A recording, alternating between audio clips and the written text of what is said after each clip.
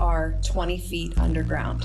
I turned a Cold War fallout shelter into a podcast studio. It might be better to actually talk about ourselves. It. Yeah.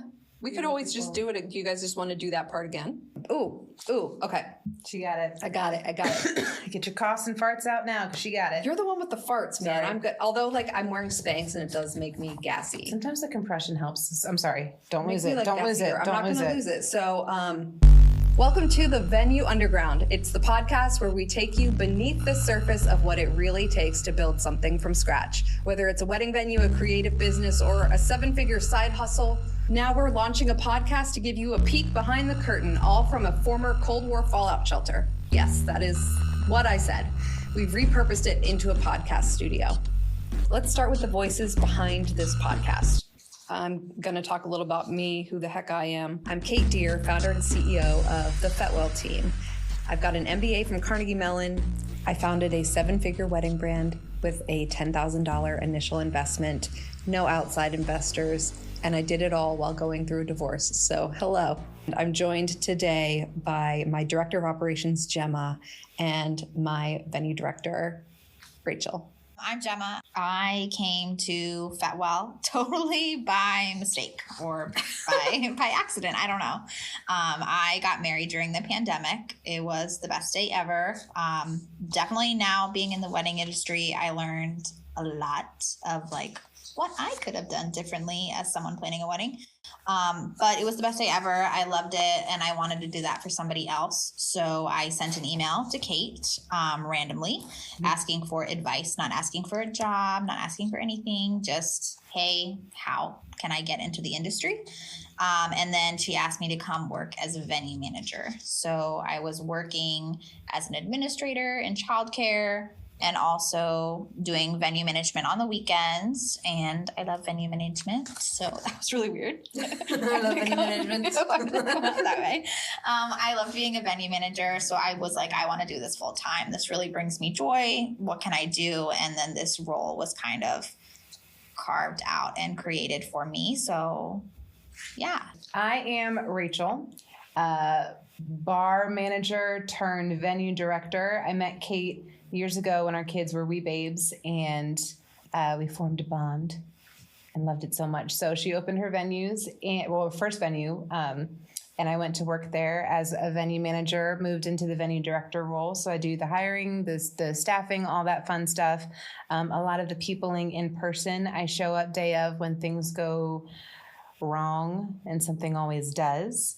You put out the fires. I put out the fires. I try not to start them. Maybe I will one day. I won't. I won't start a fire. I won't start a fire, but I do put out the fires. I chief the people. I soothe, because something always goes wrong, and I'm there to make sure that it doesn't sink the ship of the day. We did it. We read our intros, guys. We did it. So really, we started this podcast because when I started my business, there was no roadmap. Mm-hmm. I was building this from scratch. I mean, I was pulling advice from different Facebook groups and, pulling, from my MBA sort of, but they teach you statistics and revenue models. They don't really teach you systems for starting a business, if that makes sense. A lot of the people in my MBA class were people who were already working for a company and were looking to get into executive management level. So it was all sort of corporate, all of the things that we were learning, and kind of data analysis and very technical. And I go in there, I was actually 7 months pregnant with my daughter when I started my MBA. And I go in there and I am huge, full of baby. And I'm just like, hey guys, I'm a stay-at-home mom and a former journalist. And look at me. I was always the person on all the group projects who did the presentations, mm-hmm. and everybody else kind of did all of the analysis. So I really wanted to start this podcast now that I've built this system, now that I've built this business, and help other creative founders, not just in the wedding industry, but in sort of all the industries, help them have a roadmap, create a framework for building a scalable business. And also, giving people some behind the scenes of what it's like to work in the wedding industry. Also, a lot of business podcasts out there are very like buzzword catchphrase, and they don't actually give you the real usable roadmap. So we're not going to do one-liners. We're going to cut through the noise. There's not going to be any gatekeeping. And that's kind of why we exist. This podcast is for aspiring creative business owners, anybody who has a dream, because like I didn't even really aspire to be a business owner. It was just something I kind of almost fell into, right? So this is for anybody, I guess, who's ever been sitting at their 9-to-5 and been like, this sucks, why am I working so hard for somebody else and for somebody else's dreams? So I think it's for those people. It's for people who want more control of their schedule and their lives, people who just want to be inspired, whether you're actively thinking of starting a creative business, any kind of small business, or you're just kind of daydreaming about it, because there are those of us who just daydream about it and still, you're like, I have no intention of starting a business. Or maybe you want to do like a little side hustle, a little Etsy shop, and you want to scale it and make it bigger. It's also for people who are in any way interested in weddings, whether they're planning a wedding, they've recently been to one. We are going to have so much tea and so much like behind the scenes stories because our business is in the wedding industry. So that's really who this is for. I think I'm having a hard time because I'm not a business person. And like, I just fell into this, but I don't know anything about business or anything like that. So I kind of feel like I can't do this because I'm like, I can't tell people how to run a business when I just accidentally fell into this because I sent an email because I didn't want to do my full-time job. If I may speak to that, I fell into this literally because I knew Kate. I kind of think that like what you were saying about a business needs to be able to pivot. And at first you did everything. Yeah. Like you learn, okay, I need someone who's good at emails. Well, we first and foremost, Kate always wanted to hire from within. And like, this is real talk.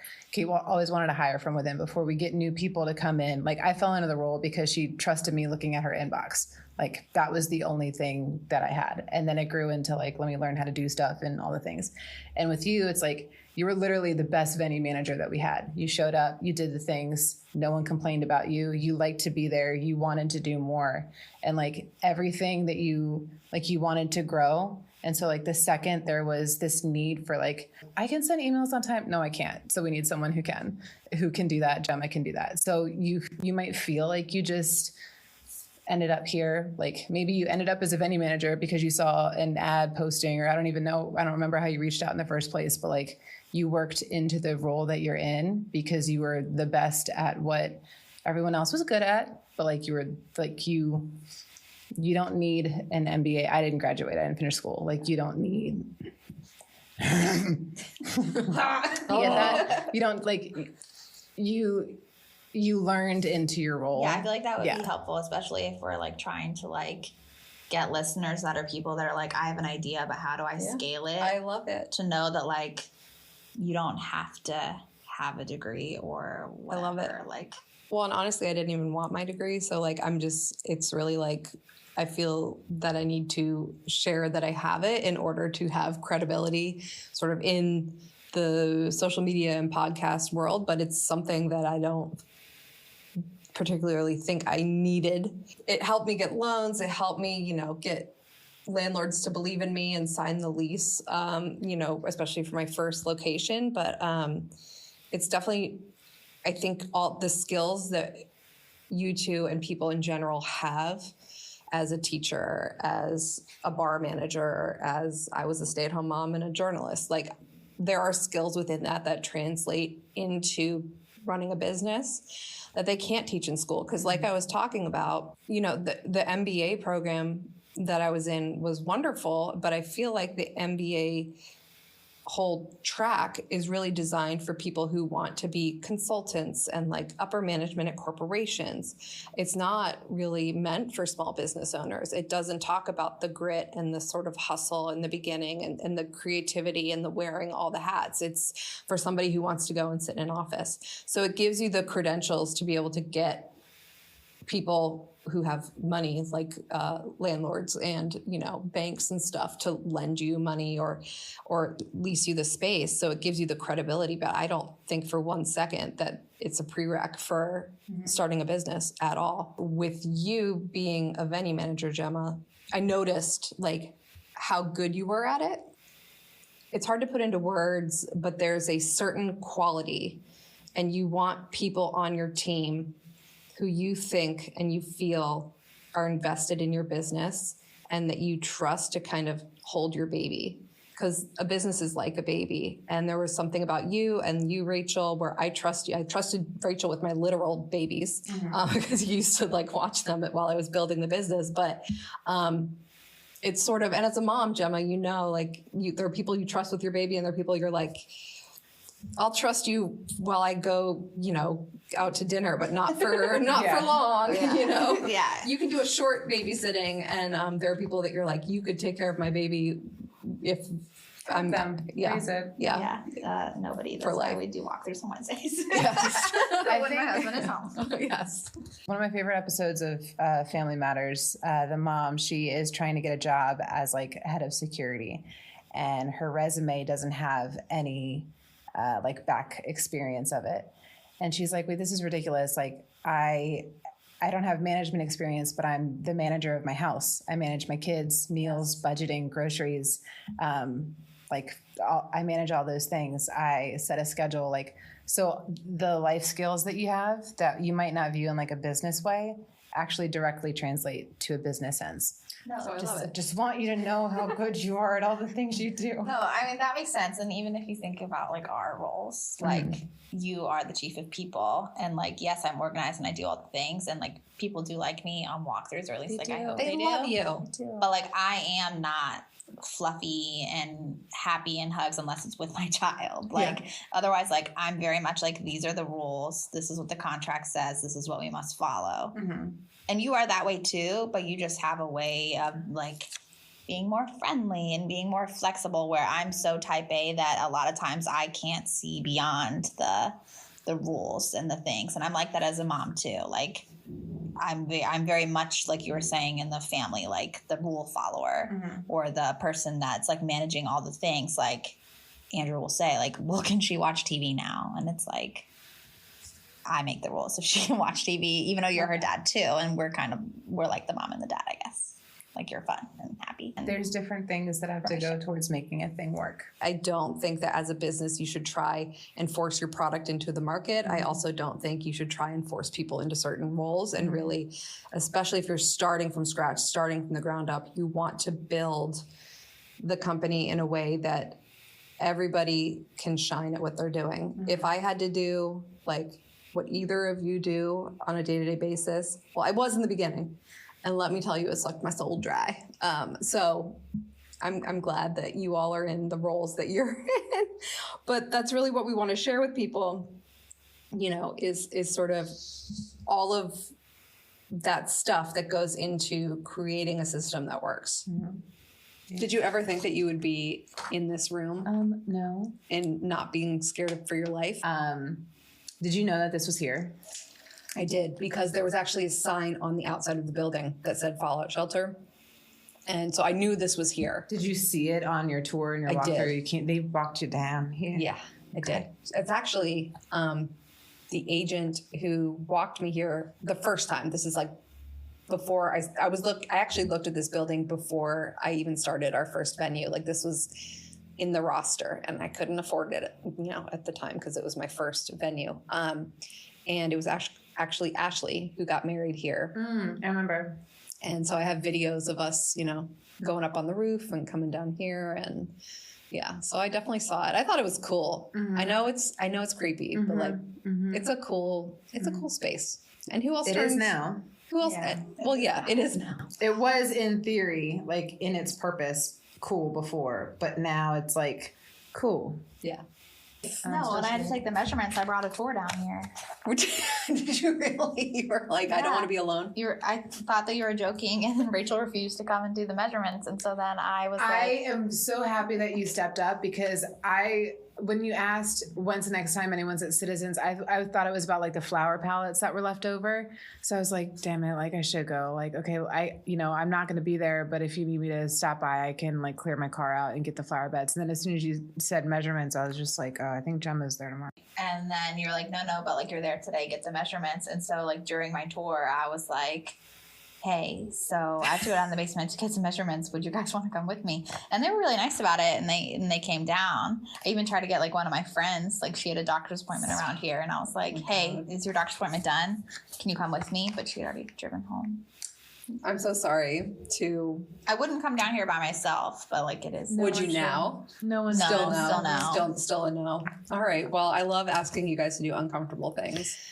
I think the key takeaways from this first episode, besides subscribe immediately and follow us on Instagram at The Venue Underground, it really takes a community to build a business. And I think I've kind of found my community almost somewhat passively. And so I think this is like an acknowledgement of that. And, now I'm kind of in the next phase of my career where I want to share what I've learned with the next generation of entrepreneurs. And I also want you guys to be able to share your knowledge too, because like Gemma was talking about earlier, you don't see yourself as sort of an expert in the field, right? You're like, I just kind of fell into this role, but like you guys are at the point now where you are the experts. So maybe helping you see yourselves as that too, by being able to help people through the podcast.